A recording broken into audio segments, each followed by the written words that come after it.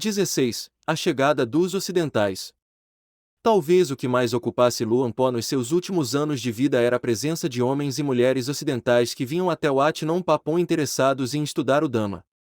Apesar de que aprender a ensinar a esses novos visitantes e lidar com eles tenha sido um verdadeiro desafio para Ajahn Chah, por outro lado também serviu para fazer com que toda a sua destreza em transmitir o Dhamma viesse à tona e brilhasse ainda mais do que antes. O primeiro a chegar foi um americano chamado Robert Jackman, que mais tarde se tornaria monge e receberia o nome Impli Sumedo. Robert nutria um interesse pela cultura oriental desde seus dias de universidade, e, em parte por isso, voluntariou-se para fazer parte do US Peace Corps, o que lhe deu a oportunidade de viajar para muitos países asiáticos e, finalmente, ter contato com as culturas que vinha estudando havia tanto tempo. Ele eventualmente chegou à Tailândia para trabalhar como professor de inglês e começou a estudar budismo Theravada. Em 1966 se ordenou noviço em Wat Sirisakya, na província de Nong Khai, e um ano mais tarde recebeu ordenação como monge. Através de um encontro casual com um monge tailandês, discípulo de Ajahn Chah, ficou sabendo da existência de Wat Phnom Papon e sentiu interesse em visitar o local. Tassumedo então pediu permissão a seu upagia para partir e, após chegar a Wat Phnom Papon, tornou-se discípulo de Ajahn Chah.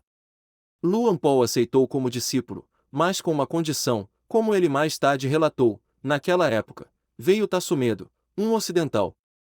Eu nunca o tinha visto, não o conhecia, apenas tinha ouvido dizer que o país dele era muito divertido, mas nunca tinha visto.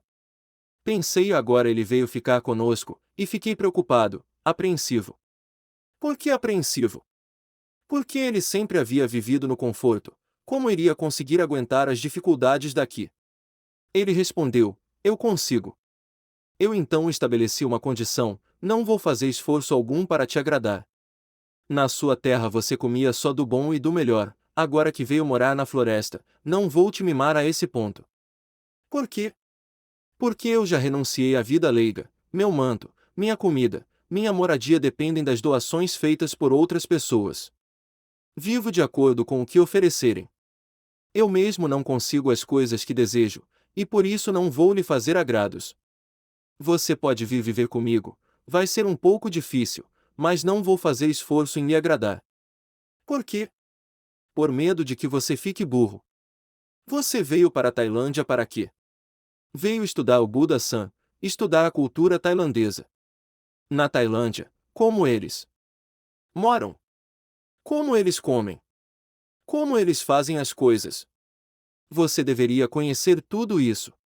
Se eu ficar lhe agradando de todas as formas, você só vai ficar mais burro, vai ficar comendo pão para o resto da vida. O que vai ganhar com isso? Não vai saber como fazem as coisas na Tailândia e isso será causa para que seja ignorante dessa forma. No final ele conseguiu ficar, mas passou por muitas dificuldades. Após a chegada de Ajahn Sumedho, mais e mais estrangeiros começaram a vir, alguns querendo ordenar-se como monges, outros apenas querendo encontrar Luan Po e ouvir seus ensinamentos. Uma pergunta frequente que Luan Po ouvia era: como você consegue ensinar a ocidentais, se não sabe falar inglês e eles não falam tailandês? A qual Luan Po respondia com uma comparação: água quente, não e não são apenas nomes. Se você colocar a mão dentro, não vai precisar de língua alguma para saber que queima. Não importa de que país venha, você vai saber. Ou então ele devolvia a pergunta: na sua casa você cria búfalos? Você tem gado, cães ou galinhas? Diga-me, você fala bufalês ou cachorrês? Bom, então como consegue se comunicar com eles? Mas a verdade é que ele era muito hábil em encontrar maneiras para ensinar seus discípulos, às vezes utilizando poucas palavras ou mesmo sem palavra alguma. Um monge britânico uma vez falou a respeito: Luan Po não tinha que ensinar muito, ele falava apenas 2 ou 3 palavras para que fossemos refletir. Por exemplo, uma vez eu estava varrendo o monastério, ele passou por perto e perguntou: tudo bem? Sim, tudo bem, Luan Po. Tudo bem. Tudo bem. Tudo bem não é bom. Ele disse só isso e foi embora. Eu fiquei de pé, confuso, nunca havia ouvido alguém dizer que tudo bem não é bom. Pratiquei meditação andando por um bom tempo até que consegui entender. Naquela época eu havia acabado de me ordenar e ainda havia muitas quilezas em mim. Se estava tudo bem, deveria ser porque eu estava obedecendo às quilesas, o que é algo ruim. Se estivesse praticando de verdade, as quilesas estariam criando oposição e com certeza não estaria tudo bem. Ajahn Sumedho também tem várias histórias semelhantes. Uma manhã eu estava varrendo as folhas no monastério e estava de mau humor, irritado e com raiva. Estava reclamando comigo mesmo que vivendo em Wat Nong Papon eu não obtinha nada a não ser sofrimento. Bem nessa hora, Luang Por passou por perto, sorriu e me disse: Wat Nong Papon é muito sofrimento, e foi embora. Eu fiquei tentando adivinhar por que ele havia dito aquilo. Quando voltei para minha cabana e pensei a respeito, compreendi que esse sofrimento não vinha de Wat Nong Papon, mas sim de minha própria mente. Perceber isso me ajudou a parar de ficar achando defeitos nas coisas e pessoas ao meu redor. Luang Por falou apenas algumas palavras, mas elas tinham o poder de nos fazer olhar de volta para nós mesmos. Luang Por impunha uma regra de que ao ensinar o Dhamma, seus discípulos estavam proibidos de fazê-lo tendo antes pensado num assunto para falar ou memorizado um discurso. Você deveria falar sobre o que estava em seu coração naquele momento. Ele ensinava a não esperar nada ao dar ensinamentos, não falar com intenção de ganhar o respeito alheio ou agradar a alguém. Tudo isso tinha o propósito de evitar que vaidade se infiltrasse no ato de ensinar. Uma vez eu o desobedeci e me preparei anteriormente em detalhes, pensando em todo tipo de coisas boas para falar a respeito. Quando terminei meu discurso, estava me sentindo muito satisfeito comigo mesmo por ter falado tão bem, mas assim que desci do tamama e prestei reverência a Luang Por, ele estava olhando para mim com uma expressão séria e disse apenas: ruim. Não faça isso novamente. Todo dia, quando Luang Por voltava de Pindapta, havia vários monges esperando por ele em frente ao salão principal para lavar-lhe os pés. Quando eu era recém-chegado em Wat Nong Papon e vi aquela atividade, critiquei os monges em minha mente porque pensava que apenas um ou dois monges seriam suficientes para realizar aquela tarefa. Não havia necessidade de tantos monges. Conforme o tempo passou, comecei a mudar e certa manhã, antes que me desse conta, lá estava eu, esperando para lavar os pés de Luang Por, antes de todos os outros monges. Enquanto estava curvado ao chão, lavando-lhe os pés, ouvi o som suave e refrescante da voz de Luang Por rindo e dizendo sobre minha cabeça: se rende, Sumedho. Um monge australiano também tem uma história interessante para contar. Certo dia fui em Pindapta e na volta caminhei acompanhado de outro monge. Ele era recém-ordenado e começou a achar defeito nos demais monges do monastério. Um não fazia o que ele queria, o outro não dizia o que ele queria ouvir, e assim por diante ele estava reclamando. Me lembro de pensar que não queria ouvir reclamações sobre bons monges e passei mais à frente deixando-o para trás, mas continuei pensando, ele não deveria criticar bons monges. Por que está criticando bons monges? No final eu mesmo estava reclamando dele. Enquanto pensava, ele não deveria fazer isso, não deveria fazer aquilo, passei pelo portão de entrada do monastério. Na minha cabeça eu ainda estava carregando aquela conversa que já havia acabado. 10 minutos antes, quando ouvi alguém dizer em inglês claro, "Good morning." Levantei a cabeça e vi que Ajahn Chah estava de pé a 1 metro de mim com um grande sorriso no rosto. Era a primeira vez que eu ouvia falar inglês, então sorrindo pus minhas mãos em Anjali e respondi "Good morning Luang Por", e ele sorriu. É claro, meu humor mudou, esqueci por completo o que aquele monge havia dito e fiquei feliz pelo resto do dia. Voltei, tomei a refeição, passei o dia praticando meditação sentado e andando em minha cabana. Quando chegou a noite, decidi visitar Luang Por, porque quando era leigo eu havia aprendido shiatsu e de vez em quando ia à cabana dele e lhe oferecia uma massagem nos pés, porque ele sentia que era útil naquele dia. Por Ajahn Chah ter me dito, "Good morning", eu decidi lhe oferecer uma massagem nos pés. Fui à sua cabana e havia cerca de 10 ou 15 monges lá, conversando sobre Dhamma e ouvindo-o explicar diferentes aspectos. Ele estava sentado numa cadeira de bambu e eu estava sentado ao chão em frente a ele e comecei a fazer a massagem enquanto ele conversava com os demais monges. Quando o sino para a pavespertina soou, ele disse aos monges que fossem se juntar à recitação, mas me disse, "Você fica." Era a primeira vez que estava sozinho com ele. Não havia velas, mas a lua estava subindo e era uma dessas noites belas e luminosas. A temperatura estava perfeita, não havia mosquitos e eu estava sentado com Ajahn Chah. Ele estava sentado de olhos fechados, como se meditasse, enquanto eu massageava seus pés. Bem nessa hora os monges começaram a recitar no salão e eu senti como se estivesse num paraíso celestial. Lá estava eu, ouvindo monges recitarem elogios ao Buda, Dhamma e Sangha, pagando meu débito de gratidão para com meu professor, como o Buda disse que deveríamos fazer, e ele estava sentado pacificamente e era minha chance de fazer muito mérito. Nesse exato momento em que sentia que minha mente estava num paraíso celestial, ele me chutou no peito tão forte que caí de costas e bati minha cabeça no chão. Ele apontou para mim e disse: "Está vendo? Um monge diz algo que não lhe agrada, então outro lhe diz, good morning, e você fica feliz o dia inteiro. Não se deixe levar pelas palavras dos outros. Vigie sua mente." E então ele me deu um ensinamento sobre não tomar deleite ou se deixar levar pelas palavras alheias, não importando se eram elogios ou críticas, se eu gostasse delas ou não. Ou, como ele diria, se gostamos, está bom, se não gostamos, está bom. Se é bom, está bom, se é ruim, está bom. Eu fiquei impressionado e permaneci sentado com minhas mãos em Anjali, enquanto ele me dava aquele longo ensinamento. Mas a coisa que mais me impressionou era que ele me conhecia melhor do que eu conhecia a mim mesmo. Luang Por Chah não se deixava intimidar pelo hábito ocidental de ser inquisitivo, que possui muitos aspectos positivos, mas que também pode acabar levando a pessoa a se perder no mundo das teorias e complicações filosóficas, que por si só podem se tornar um obstáculo ao progresso no Dhamma. Isto é o que ele dizia a respeito: eu vejo esses praticantes como crianças de 6 anos que não sabem nada. Quando veem uma galinha eles perguntam: pai, o que é aquilo? Veem um pato e, pai, o que é aquilo? Veem um porco e de novo, pai, o que é aquilo? No final o pai se cansa de responder. Se ele não parar de responder, a criança vai continuar perguntando, porque ela nunca viu aquelas coisas antes. Após um período o pai só resmunga ele vai morrer de exaustão se for responder a todas as perguntas. Mas a criança nunca se cansa, não importa o que veja, logo pergunta: o que é isso? O que é aquilo? Nunca acaba. Mas quando ela cresce esse problema desaparece, porque ela cresceu.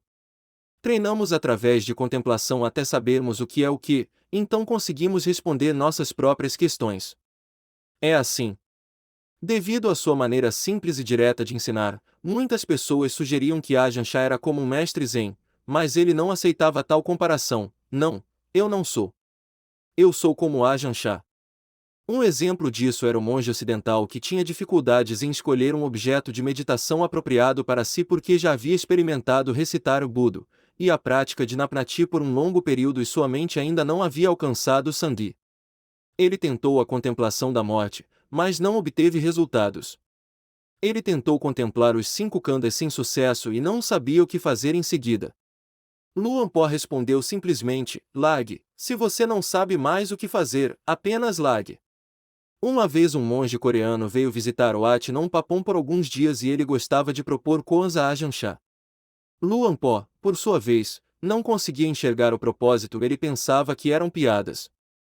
Era fácil perceber que era necessário conhecer as regras do jogo para poder dar as respostas corretas. Um dia esse monge contou para Ajahn Chah histórias sobre a bandeira e o vento e perguntou: é a bandeira que sopra ou o vento? Ajahn Chah respondeu: nenhum dos dois, é a mente. O monge coreano ficou muito impressionado e imediatamente se prostrou perante Ajahn Chah, mas Luang Por achou melhor trazê-lo de volta ao mundo da realidade e informou que sabia. Resposta: porque havia acabado de ler essa mesma história numa tradução tailandesa dos ensinamentos de Huineng. Além de lidar com monges estrangeiros, Luang Por também tinha muito contato com leigos ocidentais. Naquela época, uma mulher dava palestras e escrevia livros bastante populares sobre o Afidama. Uma vez ela foi visitar o Wat Nong Papong e queria conhecer Ajahn Chah. Aparentemente achou que seria uma boa ideia dar a ele uma longa palestra sobre quão importante era o estudo do Afidama e porque ele era uma ferramenta excelente para ensinar o Dhamma. Ao final perguntou se ele concordava com a importância desse estudo, e a resposta foi simples: sim, muito importante. Feliz em ouvir isso, ela então perguntou se ele também encorajava seus estudantes a aprender o Afidama, e ele respondeu: sim, claro. E onde? Ela perguntou. Ele recomendava que eles começassem. Quais livros e quais estudos eram os mais apropriados? Bem aqui, ele respondeu apontando para o centro de seu peito, bem aqui. Na Tailândia, Ocidentais são famosos por seu hábito de reclamar e achar defeito em tudo. Um monge ocidental tinha o hábito de criticar os demais monges do monastério, seus professores e o local em si, dizendo que não era suficientemente conducente à prática de meditação. Sua mente era tão obcecada com negatividade que aquilo impregnava tudo o que via.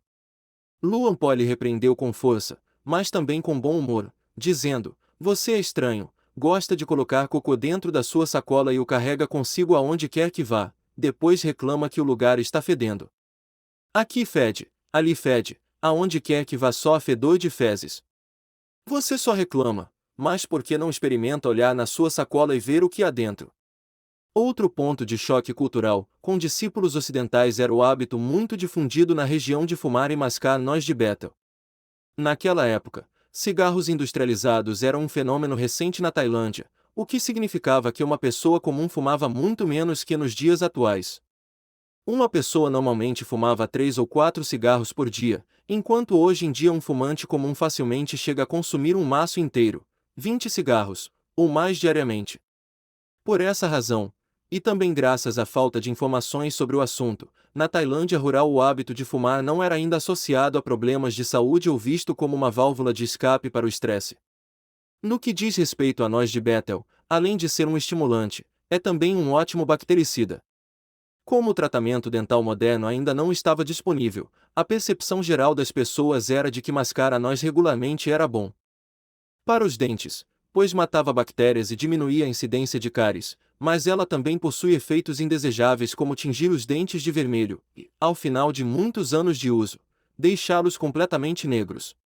Conforme mais e mais ocidentais chegavam ao Wat Nong Papon, eles traziam consigo a percepção ocidental de cigarros associados a vício, fraqueza emocional e danos à saúde. Eles provavelmente pensavam: como pode uma pessoa ensinar a abrir mão das coisas, se ela mesma continua apegada a algo tão nocivo como o tabaco? Esse novo ponto de vista sobre o hábito de fumar também já começava a emergir entre os tailandeses, especialmente entre aqueles que tinham acesso à cultura ocidental ou viviam em centros urbanos. Luan Po também refletiu e concluiu que fumar não era uma necessidade real para monges e servia apenas como fardo extra para os leigos, que se viam obrigados a gastar dinheiro comprando cigarros para oferecer aos monges. Com tudo isso em mente, uma nova regra foi estabelecida em Wat Nong Papon e todas suas filiais proibindo os monges de mascar Bethel e fumar tabaco. Na reunião da Sangha em que a regra foi criada, os membros da comunidade convidaram Luan Po a continuar fumando enquanto o resto do grupo abandonaria o hábito, mas ele prontamente recusou a oferta e também passou a obedecer à nova regra. Atualmente, apesar de haver uma lei imposta pela autoridade budista da Tailândia proibindo o uso de tabaco em todos os monastérios e templos do país, é seguro dizer que só mesmo em Wat Nong Papon e filiais essa regra é de fato respeitada à risca. Mais um ponto de conflito era o vegetarianismo. Desde a época em que o Buda era vivo, comer ou não comida vegetariana era um debate que frequentemente levava a brigas entre os leigos e também entre os monásticos. Enquanto algumas pessoas defendem que comer carne é um ato de maldade, que é encorajar a matança de animais, outros argumentam que o próprio Buda comia carne e explicitamente recusou-se mais de uma vez em impor regras obrigando os demais a consumirem somente comida vegetariana. Mesmo Luan Po mais de uma vez foi acusado de não ter compaixão por não ser vegetariano, e isso é o que ele dizia a respeito: é como o sapo e rã. Qual vocês dizem que é melhor, o sapo ou a rã? Na verdade o Buda não comia nada, não era nada, na mente dele não havia nada, já não era mais nada. Consumir alimentos é apenas uma forma de manter o corpo para que ele possa funcionar. O Buda dizia para não se apegar ao gosto da comida, não se apegar a nada. Ele dizia para ter moderação ao se alimentar, não comer por ganância. Isso é o que significa dizer que o Buda não comia nada, não tinha nada, já não era mais nada. Se uma pessoa come carne e se apega ao gosto da carne, isso é ganância. Se uma pessoa não come carne, mas assim que vê alguém que come, fica com raiva e ódio, vai acusá-lo e criticá-lo, é como se pegasse a maldade do outro e colocasse dentro de seu próprio coração. Isso é ser ainda mais tolo do que o outro. Também é agir sob o poder da ganância. Esse estado de raiva e ódio da outra pessoa é como um fantasma que estava escondido no nosso coração. A outra pessoa come carne e isso é maldade, mas então ficamos com raiva dela e viramos fantasmas, também é maldade. Ambos ainda são animais, ainda não são dama. Por isso digo que é como sapo e rã. O correto é comerem o que quiserem, mas tem um dama dentro de si. Quem come carne não deve se preocupar apenas com seu estômago, não tome apenas o gosto da comida como referência na hora de escolher, não mate para comer. Já quem come comida vegetariana, não se obceque com essa sua prática, não fique com ódio quando vir alguém comendo carne, tome conta de si mesmo, não se apegue a práticas exteriorizadas. Com os monges e noviços em meu monastério é a mesma coisa. Quem quiser come comida vegetariana, quem quiser come comida normal de acordo com o que estiver disponível. Mas não briguem. Não olhem uns aos outros com maus olhos. É assim que ensino e eles conseguem viver juntos, não vejo surgir problema algum. Entendam que alcançamos o verdadeiro Dhamma através de sabedoria. O caminho de prática correto é Sla, Sandipa. Se guardarmos bem as portas dos sentidos, ou seja, os olhos, os ouvidos, o nariz, a língua, o corpo e o coração, a mente se pacifica e a sabedoria, o saber capaz de conhecer todos os fenômenos condicionados, surge. A mente se desencanta com todos os objetos de desejo e então a liberdade, Vimutti, se manifesta. Mais uma história interessante desse período ocorreu em 1973, quando Luang Por recebeu do rei tailandês o título de Chao Prabodhina Thera. Com isso, era esperado que comparecesse a um almoço tradicional, oferecido no Palácio Real, acompanhado dos demais monges ilustres que receberiam homenagens similares naquela ocasião. Quando chegou à porta do palácio e desceu do carro, encontrou-se com um eminente Shao Kun que chegava para participar do mesmo evento.